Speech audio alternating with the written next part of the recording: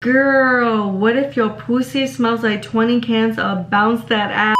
I asked you guys on Instagram to send me some TMI questions that you're too afraid to ask your mom, and you guys did not disappoint. I just spent the last 4 hours scrolling through all of them and thinking of answers, and I broke them into 6 categories. It's relationships and friendships, feminine hygiene, financial habits, life tips / mindset, beauty tips, and the last one is something juicy, okay? We're gonna get down and dirty and we're gonna talk about the deed. First category we're talking about is friendships / relationships. How do you not waste time on unworthy guys in your 20s? Your early 20s are meant to explore and learn the most about yourself. I think you should be really selfish in your 20s, to be honest. You should spend all of your time worried about yourself, your goals, exploring hobbies, exploring business ideas, just growing as a person. Don't get me wrong, it is fun to go on these little dates with guys, and honestly, I think you should. But at the same time, guys will be there your whole entire life. This phase of your life won't. Most people in their early 20s, not all, they don't have kids or a spouse yet, and if that's the case, then you don't have full responsibilities yet. So take advantage of that. Go party with friends, hang with family, travel the world. You can be open to the idea of dating, but don't feel rushed to commit to anything, especially with a guy that you feel isn't even worth it. Wasting your 20s on a man that you feel like isn't even worth it will be your biggest regret. Like, hello? I feel like you guys are forgetting that most men use 5-in-1 shampoo. I'm 21 and have not had a boyfriend or did my first time yet. Is that weird? Girl. Not at all. Your 20s are such a weird time because everyone is in such different stages of life. Like, I have friends that are engaged, I have friends that are married with kids, and then I have friends that are completely single, like no hoes whatsoever, 0 roster, completely alone. Just kidding, I'm just kidding. It really is okay to be alone at any age, but especially since you're still so young. Like, don't feel rushed or pressured by societal expectations of what your 20s are supposed to look like and what your friends are doing. You still have so much time to find your person, and once you find the right guy, the first time will come naturally as well. What do you look for in a guy? If you would have asked me this a few years ago when I was young and naive, I'm still young and naive, I would have been basic and I would have been like, oh, like, looks don't matter and like, he just needs to be nice. No, that is the most naive, dumb, basic answer ever. Whoever tells you that looks don't matter is just straight up lying. You need to be physically attracted to your partner. And no, I'm not shallow. Of course, looks aren't the only thing that matter. Your personality and your character is still what will make or break the relationship. But when I hear girls talking about, yeah, I'm not physically attracted to him, but he has a nice personality. Do you know what I call a guy with a nice personality that I don't find attractive?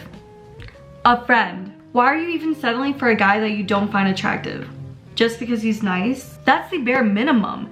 Being nice shouldn't be a characteristic trait that is praised in a man. That should just be a natural characteristic trait that all good humans have. So here's some real traits that I look for in a guy now. Someone who has goals and ambitions. You're gonna be surrounded by this person 24/7, like that's your partner. If he is lazy and has no goals and ambitions, that energy is gonna spread right to you, and oh my god, now you're both lazy and fat and just couch potatoes. Like, how did this happen? I wonder. Someone who makes me feel feminine. I want to feel safer on you. I want to be in my feminine energy, you know, like na na na na na, and trust that you're able to like step up, like like, you know what I mean, like do you know? I just made myself sound like I wanted an Andrew Tate, and I promise that is not it at all.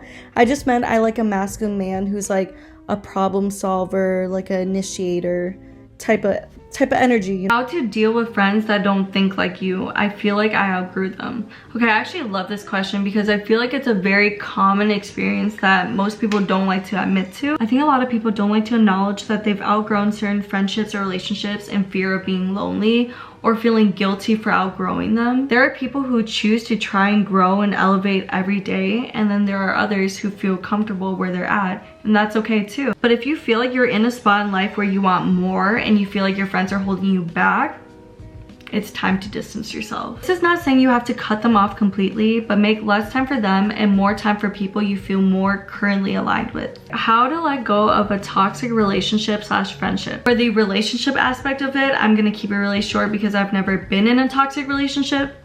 knock on wood. So I don't feel like I'm in the position to give advice on it. I think when it comes to toxic relationships, you're gonna have to follow your head and think logically instead of emotionally. Emotionally, you're gonna be attached to them because toxic people are amazing manipulators, but logically, you know that something isn't right. If they're overly controlling, overly possessive, insecure, abusive, you have to use your head. You have to leave. It'll probably be the hardest thing you do, but the more time and space that comes in between you guys, the easier it will get. And your future self is gonna thank you. As for toxic friendships, been there, done that. There were toxic friendships that I held onto for so long because I was just so scared of letting them go. Not only was I afraid of being lonely, but also they were fun as fuck to hang around. Like, and that's the thing. Toxic people are fun to be around, guys. Like, what the fuck? But as fun as they were also always involved in drama, always had gossip, and always just somehow drained my energy so bad at the end of our hangouts. It wasn't worth it. It took me years to finally let go, but once I did, I felt so relieved. Do you guys know that one saying where it's like, you're the average of your 5 closest friends?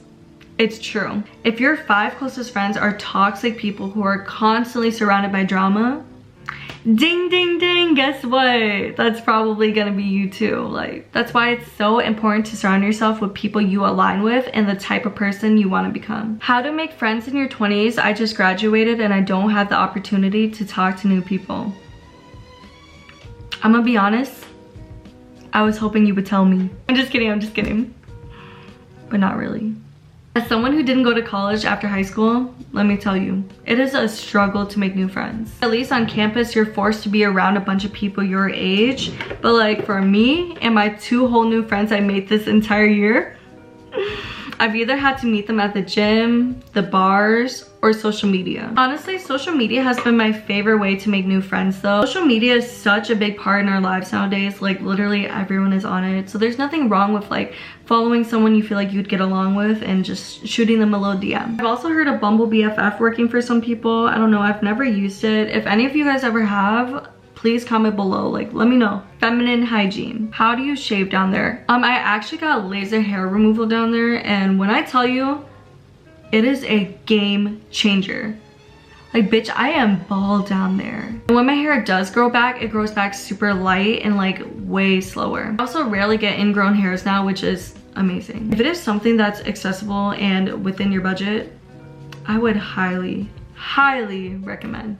But anyways, when I did used to shave often, I had a little routine to get a really nice clean shave. First, I would set up a warm bath or shower and kind of soak in there, like soften up the hair a bit. Then I would use a soft sugar scrub exfoliator to like loosen up the hair a bit. Only do this in the pubic bone area, okay? Like do not get in the flaps or anything. Rinse it off with water, and then instead of using shaving cream, I would use aloe vera as a glide. You want to make sure you shave in the direction that the hair grows, not against it. Make sure that you change your razor on the regular. A sharp blade will ensure that you don't get any nicks and cuts. Then I would get out the shower, dry off very well, and then I would apply aloe vera on top or some like type of aftershave balm. I want to go to the gynecologist because I think something is wrong, but I'm embarrassed. It's such a common problem, especially for younger girls, so you are not alone. I kind of wish this was more of a discussion back in school because it is normal and it is healthy to go to the gynecologist. And trust me, it is not as scary as you think. I went in 8th grade my first time and I was like, bitch, I'm scared. And then I went in and I was like, okay. Something that can help ease your mind though is just remember that they are trained professionals.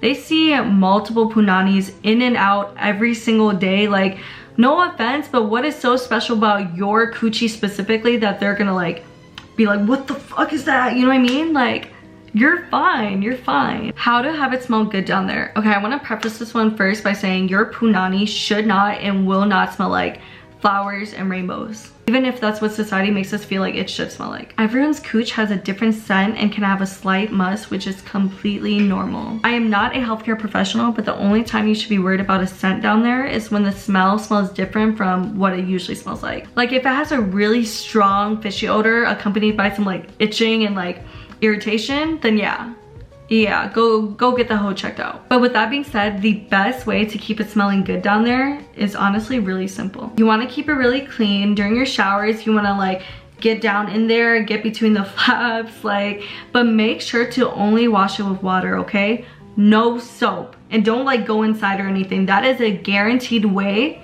to get a yeast infection. It's gonna mess up your pH balance. Do not douche or stick anything up there. Even if all of these marketing companies are telling you it's gonna make your punani smell good, no. All it's gonna do is open up a bakery for you down there, okay? Yeast infection, bitch. Wear loose clothing, drink a ton of water, and really prioritize your gut health. Are tampons or pads better? I like to use a mix of both. During the day, I like to use tampons because I like feeling like I can move around more. Just make sure to research some good tampon brands that don't use chemicals. This is not sponsored, but I've been using Cora tampons. They use 100% cotton and they're free from chlorine and fragrance. So I just feel a lot better about sticking it up my cooch. I'm supposed to change them every 8 hours, so at night I sleep with pads instead. Just in case I sleep for longer than 8 hours, I don't want to risk getting toxic shock syndrome. Next topic is financial habits. I'm so excited to talk about this one because I feel like my audience is mainly younger girls, and I feel like society's like, oh, young girls don't need to know about all this, but like, yes, they absolutely do. Do you have any book recommendations for finances and investing? A really good and popular one that a lot of people read when they first start their financial literacy journey is Rich Dad Poor Dad by Robert Kiyosaki. It is a game changer for people looking to get financially independent and understand money management. It is written in a style that is so easy to read. I know a lot of people think finance books and they think, ooh, intimidating or like boring, but I'm telling you, the way Robert like writes his story, he uses real life examples in his book and talks about his own stories that are just super relatable. Another one I liked was The Millionaire Next Door by Thomas J. Stanley. The book is based on research done over 20 years on the habits and lifestyles of American millionaires. Guys, my camera died and it is completely dark out now. I started filming this when it was still light out.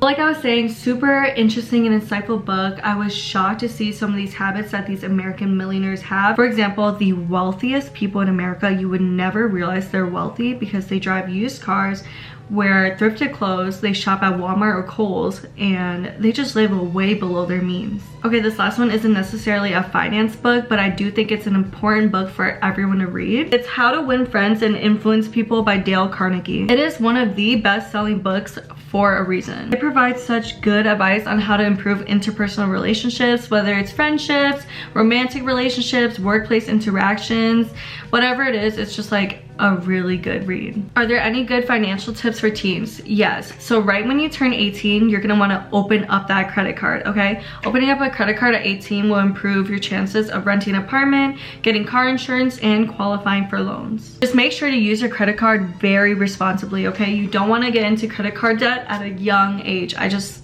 ate that. Guys, this is my first time using this. It smells so yummy, guys. It actually smells like marshmallows.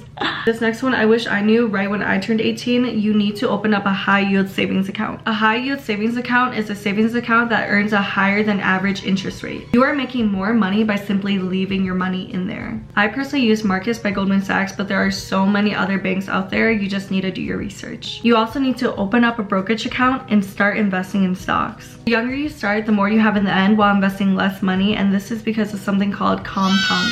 Make sure you do your research before investing though. There are so many good YouTube videos out there to teach you. A really good podcast I listened to when I first started is called Girls That Invest, and it's on Spotify. Life tips / mindset. How did you build your confidence and overcome insecurities? You gotta fake it, baby. I think we need a candle. Now we're rolling. That's what we needed. That's what we needed. Anyways, confidence is a skill. The more you practice it, the more naturally it comes to you. You gotta play the part, okay? Get clear on how you'd want to be like, how you'd want to act, and how you'd want to look like if you were your most confident self, and show up in exactly that way. If you see confidence as a woman that is hardworking, speaks her mind, shows up in the prettiest outfits, then show up as her. The more you try to show up as her, the more it'll come to you naturally, like it's second nature. As for insecurity, humans are so hardwired to be so self-focused and consumed with ourselves. Because we are that way, we can't help but focus on every little thing that we don't like about ourselves, like our acne or like our Megamind forehead, like. But when someone else sees you, they don't see those things. They see you as a whole human being, and that's because guess what? They are also so focused on analyzing every little thing they don't like about themselves as well. But at the end of the day, it doesn't matter what others think regardless. It is up to you to decide what to focus on, and what you need to focus on is how you see yourself and not how others perceive you. How can I stop caring about things out of my control? Okay, so this is an amazing question because I have struggled with this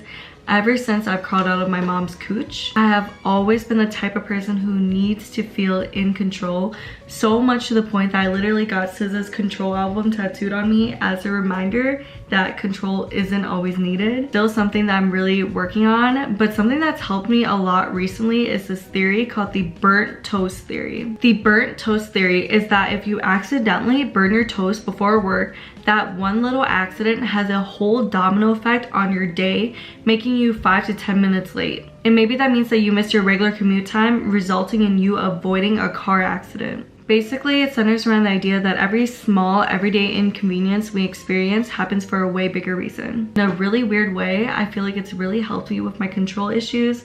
I've just kind of let go and let the universe do its thing. How to get out of a negative spiral when you feel stagnant. Okay.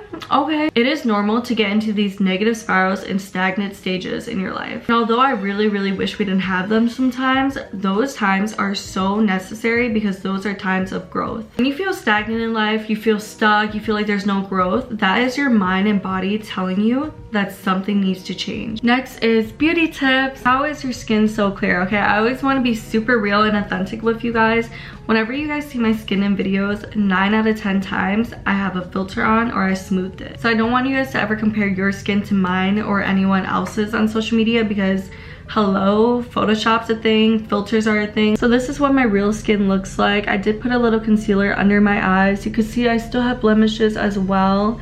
My skin is relatively clear, but not like, it's not perfect. For me personally, to get the skin I desired, I have to thank my dermatologist. I went to a dermatologist for my first time when I was like 15 and I got prescribed adapalene gel. It's a retinoid that helps treat acne. I used to have a lot of texture and bumps all over my skin, especially my forehead. I do know that there are over-the-counter retinoids that you guys should try, like there's Panoxo adapalene gel or different adapalene gel, but I would highly recommend going to a dermatologist if it's accessible and affordable for you because they will know exactly how to treat your specific skin type. If it's not a possibility for you, I always recommend washing your face with a very gentle cleanser. I like to use Cetaphil. CeraVe is another good one. They're both very affordable, and that's another thing. You don't need a 10-step bajillion-dollar skincare routine, okay? The more simple it is, the better it is for your skin. How to smell good. Okay, so this is a guaranteed way of how to not smell like 10 cans of Bounce That Ass. This might sound like a no-brainer, but you'd be surprised by some people. You need to shower on the regular, especially after the gym. Also want to try to layer your lotion with the same perfume on top. So for example, the Sol de Janeiro 62, I have the lotion, I put that all over my body, and then I spray this on top. Specifically like on my wrist, like behind my ears, on my neck, because those are like the spots that people smell. Okay, you guys, it's time for the spicy talk. All right, first question, what does dick taste like? So I wasn't gonna answer this one, but you guys, I saw this TikTok one time and I can't get it out of my head, okay? I've tried, I can't. And if I heard it, like, you have to too. Someone said that clean dick tastes like avocados. And I was like, I wanna have sex, but I'm so scared of getting pregnant. I'm not on birth control. Okay, so wrap it up. Always, if you're really worried about pregnancy though and you feel like a condom isn't gonna ease your mind enough, I would say try to get on birth control. If you're worried about your parents thinking something about it, you can tell them that the birth control is to regulate your period if you have like super irregular periods or like super heavy flows, and you're not lying though, like birth control actually can do that for you. Regardless, always have some sort of protection, whether it's a condom or birth control. Does sex hurt, and are there any tips for the first time? This is different for everyone. It might. I know some people said it didn't hurt for them at all, and I know others who are like, it hurt, and they were bleeding. This isn't meant to scare you though. It is completely normal if you bleed your first time. It's because your hymen is getting stretched for the first time. But if you don't bleed, it's also completely normal. Your hymen could have gotten torn previously from like other activities, like just like riding a bike. Make sure you really trust your partner. This is such an intimate and vulnerable moment. You really want to be as comfortable as you can. Set realistic expectations, okay? This is your first time, not a Hollywood movie. It's not gonna be perfect. It might even be a little awkward, but just laugh it off with them. Like, it's okay. Don't take it too serious. And lastly, relax. We tend to tense up our muscles when we're nervous, especially if it's our first time, but that could make it hurt a little more for you. So just relax, breathe, listen to your body, and just honestly, enjoy the moment. How do I flirt with guys? I feel so awkward whenever I try to. This one seems so obvious, but you'll be shocked by the amount of guy friends that have told me that girls just can't do this. It's eye contact. It is a deadly weapon, y'all. Like, I get it though. It can be really intimidating when you're staring at someone, they're just staring right back hard and you want to be like, but don't, okay? Don't break the eye contact. But you also don't want to overdo it, okay? Don't look at them like Miley Cyrus. You're actually about to scare all the hoes off. Relax your eyes, but make sure you're staring at them intently still.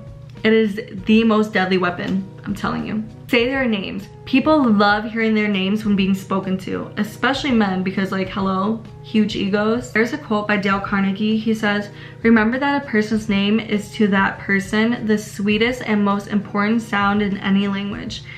And I mean, it's true. Because even when someone types my name out on text, it just automatically grabs my attention. Try it out next time, okay? Like, next time you see him and he says something stupid, just be like, yeah, whatever, Justin. Like, you know, like, you'll be in his head. Make an effort to just touch him casually sometimes. When you're laughing, oh my God, touch his shoulder. When you're excusing yourself to go to the bathroom, oh, I'll be right back. Like, grab his arm a little. When he's wearing something cute, be like, oh, like, grab his, like, touch his chest a little, like, this shit looks good on you. Men love physical touch, and I think a lot of the times they're scared to cross boundaries and touch a woman first, because like the woman could be like, oh hell no, like, get the fuck away from me, you know what I'm saying? But like, if you touch him first, he's gonna be like, okay, like, she's comfortable with me. Like, you'll be the one setting the boundaries first. And honestly, men love a bold woman sometimes, and touching is pretty bold. So I've been kind of avoiding this one. This one seems like a little personal, a little deep. I don't know, but you know, I love you guys a lot, and I'm feeling really vulnerable right now, so I guess I'm gonna answer it. Why so funny and waist non-existent?